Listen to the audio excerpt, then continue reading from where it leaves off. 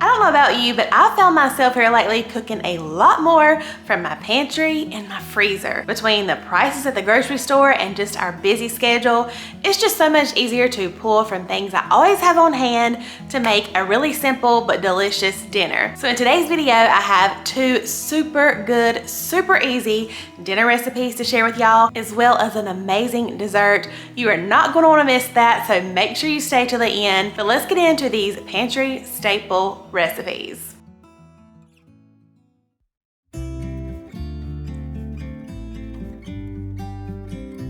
All right, so I really want to share this recipe because it truly is a pantry and fridge beef and vegetable soup. For the most part, everything came straight from my pantry, and this is also a really great way to use up any leftover veggies you might have in your fridge, or if you happen to have just a little bit of veggies that you just need to throw in something.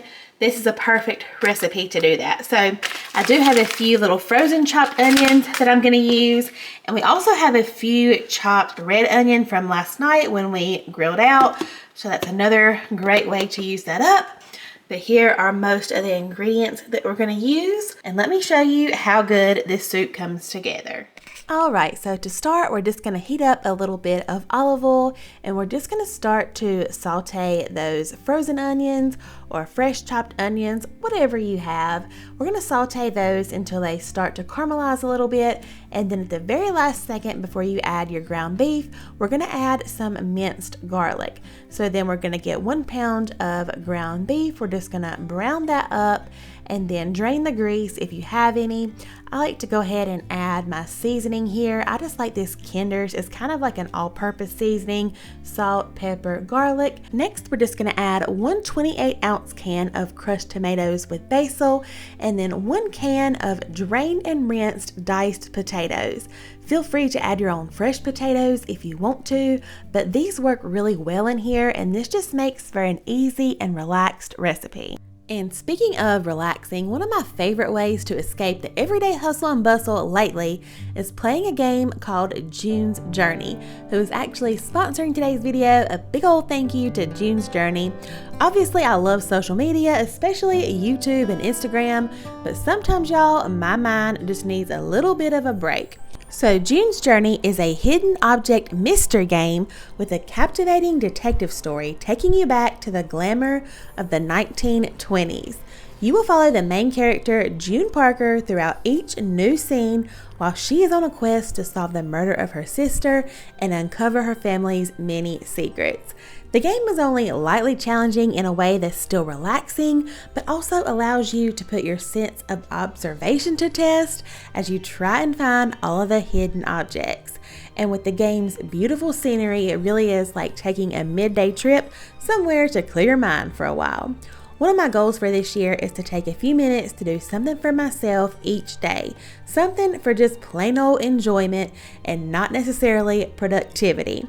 And it has easily become one of my favorite parts of the day when I can sit on the back porch and kind of unplug from social media and take a little mental vacay with June's Journey.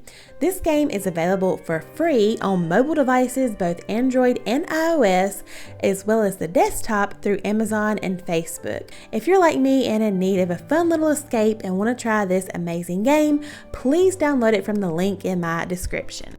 And back to cooking. So we're adding in those diced potatoes. We're also going to add in 1 can of green beans. I do drain and rinse those as well. Next, 1 can of sliced carrots. I do not drain those. Next, we're also going to add 1 can of corn drained, and then 1 small bag of frozen cut okra, a can of tomato paste, and then we're going to add 4 cups of water here, or you can do 4 cups of beef broth.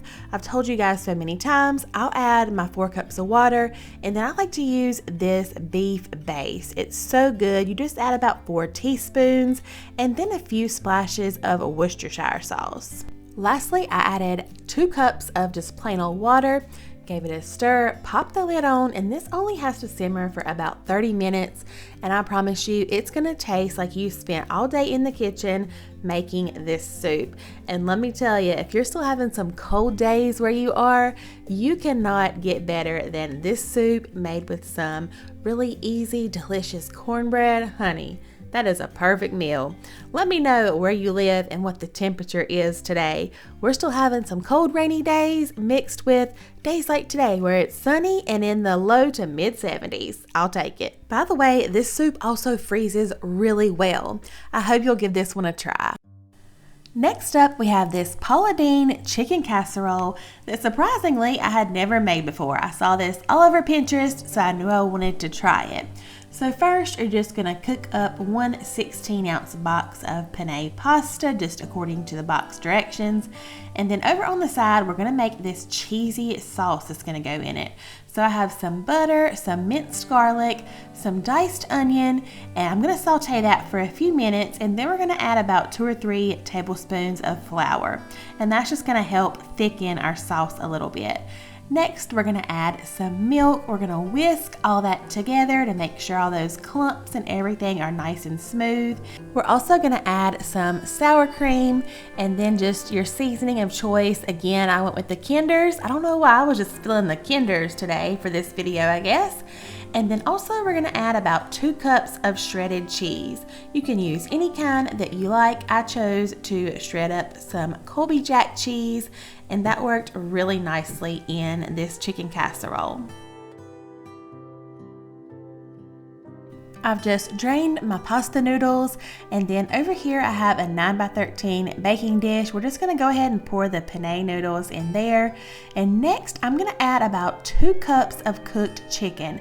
Now, since we are doing pantry meals, I actually use canned chicken. I think canned chicken works perfectly in recipes like this. And then next I'm just gonna bring over that cheesy sauce, pour that right over our chicken and noodles, give everything a stir to combine really well, and then you want to top with another 1/2 cup to 1 cup of cheese. And again, you can use any cheese that you like. I actually went with some pepper jack. I thought that would just be really good on top, add a tiny bit of spice, and it was so perfect. This just bakes in the oven for about 30 minutes on 350. Again, I'll have all these recipes typed out below for you. And this was just the most perfect weeknight pantry meal. Most of these things I always have in my pantry or my fridge. How many times do we have a little bit of cheese, a little bit of this kind, a little bit of that kind? This is the perfect way to just use that up. Whatever kind of pasta you have also would work really well in this recipe.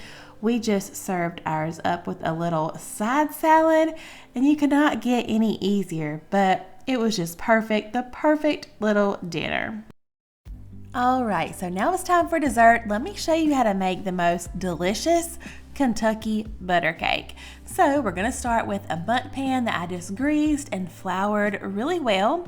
And then to a large bowl, we're just gonna add some sugar, 4 eggs, and then 2 sticks of butter. Yes, honey, it's called a butter cake for a reason. Next, we're gonna add some rum extract. If you really don't like the taste of rum, you can use vanilla extract. That's probably what most people keep in their pantries anyway. And we're also gonna add some butter extract. Again, if you don't have this, it will be totally fine without it, but I had some butter extract, so added that in. Now we're gonna add some buttermilk. And one thing I do not keep is buttermilk, but I do keep some type of milk and white vinegar, usually in my pantry at all times. So I just add a little vinegar to that white milk, let it sit a minute or 2, and you got buttermilk. So I just whisk everything together, and then next we're gonna add in some flour, some baking soda, some baking powder, and then now I'm just gonna take my whisk and we're just gonna combine everything, just whisking it for a minute or 2 and scraping down the sides as I go. Next, I'm just bringing over that cake batter and pouring it into the prepared bundt pan, and this bakes at 325 for about 55 to 60 minutes. And while it's in the oven, let me show you this delicious butter glaze that's gonna go on top, okay? So actually, we're gonna make this after it comes out of the oven while it's cooling. You want it to cool about 20 minutes. So over in a small saucepan, I'm just gonna add a little bit more butter, some sugar, and some more of that rum extract. I'm just gonna whisk that together just for a few minutes until all of that sugar melts and incorporates.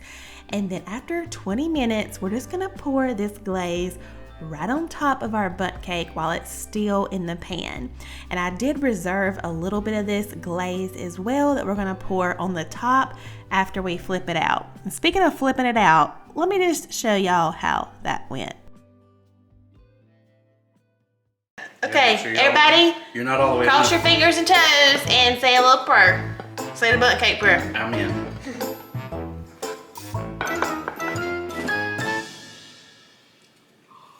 Oh, poo-poo sticks. You broke it. Darn it! It was going so well. Oh, I can't. Where's the rest of it? Can I just have it? Oh, look, I mean, it comes out in little pieces, honey. All you do is stick it back on, okay? Put your glaze on there and it still tastes the same. We ain't worried about that at all. We ain't worried about how it looks. It ain't a presentation. We ain't worried about this. There you go. You all good, honey. You know what that means? When you get a little tear in your cake, that means more room for the glaze to go on it. Yep. Can I just eat them? Me and Dad want to eat them, both of us. Ooh. And now y'all know why usually I do voiceovers. I normally have 2 or 3 people standing over me wanting the little parts to fall off, or we're just cutting up in the background. But anyway, I'm just pouring that reserved glaze all over the top. And then look, the powdered sugar I dusted over top just covered up that little imperfection, and it was all good. And it really was. It was so delicious, such a moist cake. This would be so perfect for summertime to serve with some fresh strawberries, just like a pound cake. If you've never tried this Kentucky butter cake, I highly recommend it. Just use whatever extracts that you want. But honestly, we love this one just as is. It was so, so delicious. Thank y'all so much for hanging out with me today and cooking along with me. If you have a favorite pantry recipe, please leave it down in the comments for all of us below. Also, don't forget to download June's Journey. I'll have that link right down in the description box, and I'll see you guys real soon in my next video. Bye y'all.